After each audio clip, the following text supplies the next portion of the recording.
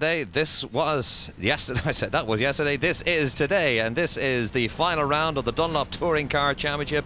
These the battle of the tin tops, and this is our grid. Mark Turley is on pole in the Honda Civic.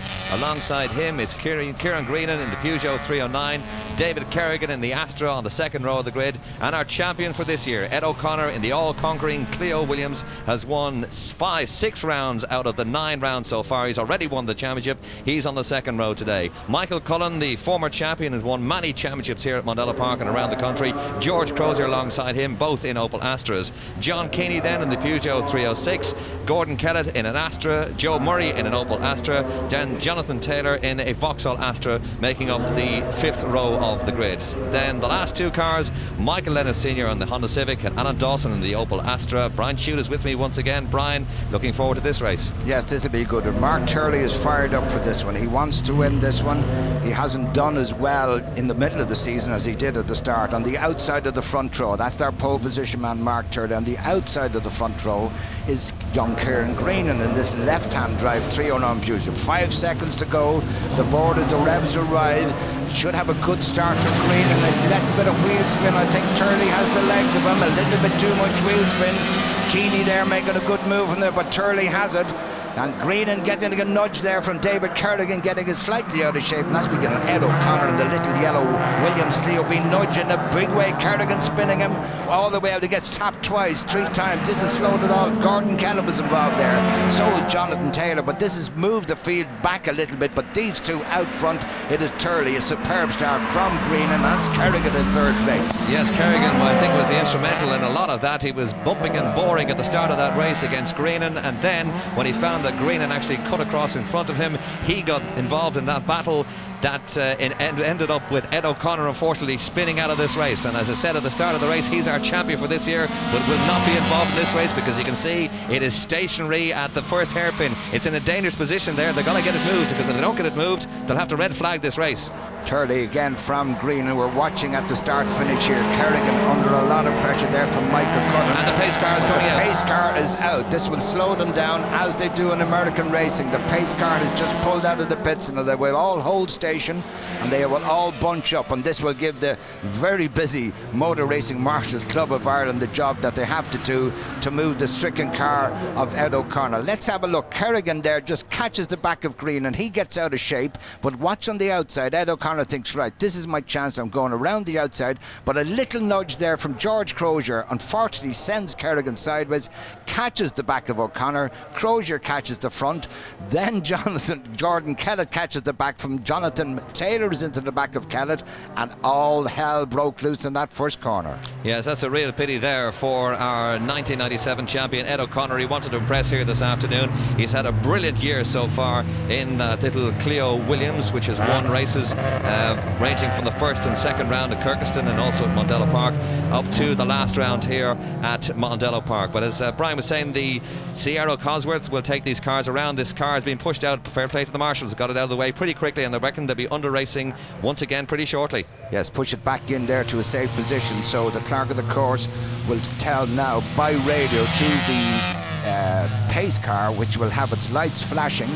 When the drivers see the lights go out, then they'll know that this pace car is going back to the pits, and then we will get a green flag to go again. They're coming up the top of the hill to that turn. Will he head for the pits or will he do another lap? Still the lights flashing. Is he going to go for the pit lane? No, we're still under the pace car, yet another lap. But this will bunch the grid up and bring us back to where we were, John. It certainly will, yes. Unfortunately for Ed O'Connor, he will not be no longer involved. And as you see the lap charter in front of us there are 10 laps to go, because even when the pace car is out there, a la American racing, the racing does go ahead. So it is after 2 laps. Mark Turley who leads from Greenan, from Crozier, from Cullen, from John Keeney. John Keeney down in 5th place overall. That's his best start of the year, Brian. He's had woeful problems in the past with the Peugeot 205s. He's now upgraded to the 309, and hopefully this time around he'll have a better race, and this is our man here. Yes, he had a super start off the grid, went home yesterday, put in a new gearbox to make everything right for today. But Turley there, sitting confident, had a super start in the first start. Green and just spun the wheels that little bit. They don't need to bunch up too much, but they don't want to be caught out. You don't want to let anybody away. You've got to be close to the man. I would say the lights will go out as they go through the S's. Now Greenan at the moment is giving Turley a little advantage because he should be right on his bumper and ready to go. Kerrigan in third place. Then it's Michael Cullen. Then John Keeney. Then Jonathan Taylor, I think it is indeed. And George Crozier seems to be missing as well, but we look that down and see where he is. He was involved in the first corner incident. At the end of the lap he was third. The flag, naughty boy flag, being put out for number 97. Well, I can't see him being naughty unless he is gone and well, again, I think he's been given the naughty boy flag wrong. The light is off, they're in the pit lane with the pace car, and Greener was quick on the loud pedal that time. Now that black and white flag been given to Kerrigan. If they looked at what we saw, it would have been Crozier. Greener trying that outside line. Cullen sitting here, that's Crozier in third place there. That's what he called Kerrigan. Michael Cullen being dropped. Jonathan Taylor through as well. But Greener is not letting Turley away. He certainly isn't. He got a great start there because as soon as the pace car pulled off at the top corner and went into the pit lane, 9 laps to go, it was Mark Turley and Kieran Greenan who got the better start, and they now lead the cars out into this double apex left-hander out into the country, and up into fourth place now it is Michael Cullen, the multi-champion. He's won touring car championships before, he's won Group N championships before here at Mondello Park, and he is the one to watch, I think, in fourth place there in the little Astra there, car number 1, the All Sports Cafe Astra. That is Michael Cullen, our last year's champion, lost the championship this year to Ed O'Connor. But that's our leaders. They're coming up now towards the final turn, coming down with 8 laps to go after this. Kerrigan having a look at the inside. We must apologise to John Keeney. Of course, he is driving his new Renault Clio today for his second time out that he's put the gearbox in, so it's there. Green in the 309, then Kerrigan and Crozier and Cullen there in the background watching. Now Crozier likes to think he's the last of the late breakers, but there Crozier in third place. Cullen has got by Kerrigan, so we've lost Kerrigan. So Michael has moved up a place and John Keeney has moved up, so we've lost David Kerrigan somewhere on that lap, but forget about him. Look at this, Turley at the moment, 3 or 4 car lengths. Poor Green is having to protect that inside line there from Crozier, and this is going to work all for Mark Turley. It certainly will. Give him a chance to pull away. What I'm watching him doing, Brian, is he goes into that first hairpin corner. He's going extremely wide going into that corner, and of course allows Joey Greenan to get a chance, but George Crozier down the inside as they go into the S's. They're now side by side. Can both of them keep the boot in here? Out onto the grass goes poor old Mr. Greenan, and he loses 2 places as Crozier moves up to second place, and of course it is now up to third place Michael Cullen, but of course it gives our leader a chance to pull away at the front. Well, 10 out of 10 to George. He saw the gap, he went down. Greenan just moved out, but look at Cullen, a favourite move of his, goes up the left hand side to that hairpin and comes swinging out and has a look down the inside. I think he just caught Greenan napping there, but when you see a gap you lose a wing mirror, but don't worry about it. But he's got a problem sitting on his tail at the moment. Michael Cullen, Greenan now being bumped where he started from the second place on the grid, and he's been bumped down. He's now down into fourth place, but Cullen I think has eyes on that third place, or second place I should say. He's moved up past Greenan, so this is the battle for second. Turley at the moment nice and easy out the front, and look in his mirror, still see George, but he'd be delighted to see Michael Cullen on his tail.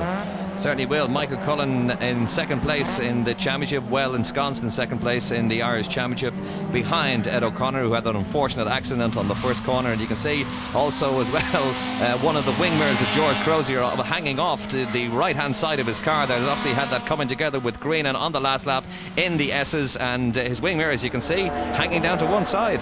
He doesn't use mirrors, George. He'll be looking at the one in the centre of the wheel. He'll know by the heat of the engine that's how close Michael Cullen is behind him. Then it's Green, and we can tell you that Kerrigan has got back on. He's actually down in 7th place behind Jonathan Taylor. So John Keeney in 5th, Greenan in 4th, Cullen in 3rd. How long will he stay in 3rd? Crozier, and then Mark Turley in the Ratdown Motors car.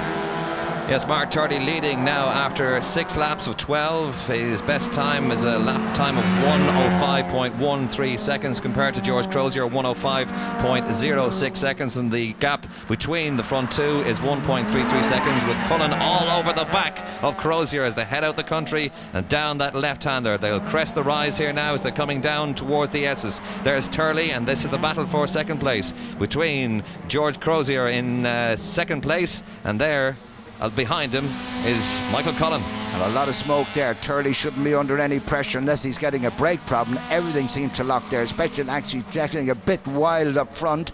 Maybe he has to keep this pace up. Let's see what time he's doing. He's lapping the 65s.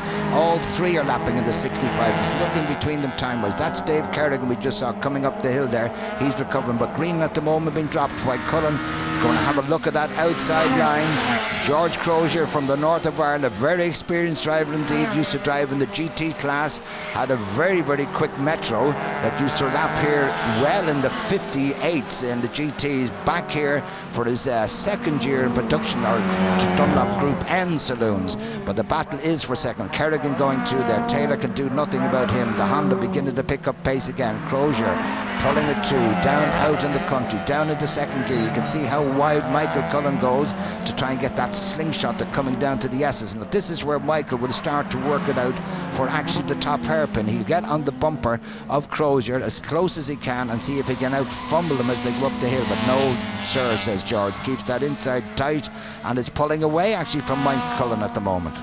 We were talking there in flowing terms about John Keeney. Unfortunately, he's had a problem on the main straight in that last lap, and now unfortunately has dropped to last place in that Clio. So obviously the gearbox that he put in overnight, Brian, just hasn't worked. Cullen at the moment, can he do anything about this man Crozier? Normally it's between Gordon Kellett, who he lost on our first lap as well due to a little accident. So the second place battle, not as fiery as the normal Dunlop touring cars are, but you can see that it's not over yet. Turley getting through there, missing the curb. Crozier clipping that curb and launching the car a couple inches in the air. But with the limited slip diff in their gearboxes, they can still drive full drive on these little front wheel drive cars. Very quick indeed there, Crozier. Back wheel off, and that's the mirror from Crozier. Well, it must be somewhere in the middle of the track. We'll see the marshals will get that out of the way because he run over that with these Dunlop slicks. They're very easy to puncture. Cullen at the moment just not being able to get to grips with Crozier, and Greenan very slowly indeed. A brave marshal picks up that mirror. That's his trophy for today. Meanwhile, the Ratdown Motors VTEC comes up the hill, braking nice and early. He doesn't have to do anything heroic. Crozier has to do all the work. Looking in his mirror, there's Crozier beginning to slowly pull it in. The gap at the moment is down to 1.18 seconds, so Crozier is on a flyer. Yes, 3 laps to go, and as you say, in that last lap it was 1.18 seconds, but I'd say that gap has come down now. I think Mark Turley may have some handling problems. He's going very, very late into that first corner and going very, very wide indeed, which gives, of course, Crozier a chance to close up, and Crozier's actually pulled away now for the battle for third place. Seems to be developing between Michael Cullen in the Astra there and the fourth place man, who is Kieran Green in the Peugeot. Yes, he's losing out, and we can see that George is right on the bumper of Mark Turley. This race is not over yet. George will come down. This is where Turley locked his brakes as they came down into the S's here. A wide line in, losing a little bit of time there. Crozier very quick through here, but Turley seemed to just get the slingshot right. Can Crozier do anything about it? The gap is back to a couple of car lengths right out on the rumble strip there, Mark Turley. Crozier looking at that inside line as late as he can go on the brakes, and Michael Cullen as late as he can go on the brakes. Yes, it's certainly taking the ragged edge there, Mr. Turley, out onto the rumble strips as they come down now to start their second last lap, penultimate lap here for Mark Turley and George Crozier. And George Crozier in the last lap is the first car into the 64-second lap. He's posted a time of 104.95 for that last lap, and he has pulled the gap down now to less than 3/4 of a second. We could have a battle royal to the checkered flag here. But George hasn't given up, and down the straight the car is just slightly quicker than the Honda, and through here the Honda seems to have that little bit. You can see him locking that right back wheel. He's gone in there as quick as he could. He's on the tail of Turley as they head to the S's. Again, this is the breaking point. George got down the inside. He's not close enough to do it, locking that back wheel again. That'll unsettle the car a little bit. The gap not as big, but look at the slingshot. Crozier's getting through the S's as they go up the hill. Now he is quicker than Mark Turley through this top hairpin, but will he be close enough as they come down the straight to start their last lap? Last lap coming up. They come down this final turn for the second last time. Down the main straight here at Mondello Park. Our leader, Mark Turley, sat on pole and has been there ever since, and in second place up from the third row of the grid. Don't forget, he is now trying down that inside line all the time. Mark Turley takes a very, very wide line going into that first hairpin here as they head out the country. It is still Turley from Crozier in third place, still holding that third place. It is Michael Cullen, but this is the battle for the checkered flag. And 10 out of 10 to Mark Turley. He's not driving defensively. He went all the way out to the left and left the door open again, George. Very late on the brakes, but he left that door open, which gives you that confidence in second place to think you can make it. But once he got on the gas, you see he could pull that couple of wheels there, locking that inside left back wheel as the weight all transfers to the right of the car. But nicely set up, just touches the curb. Through there for the last time. He's coming up the hill to the hairpin again, that same spot as he puts it out on the rumble strip. Mark Turley will be delighted with this win. He hasn't had a good mid-season. He had a great start. Crozier has done everything he can, but today is Mark Turley's day. Fist in the air. George Crozier is second, Michael Cullen third, and Kieran Greenan in fourth, and Dave Kerrigan unfortunately not having a great day in fifth place. We have a provisional points list at the end.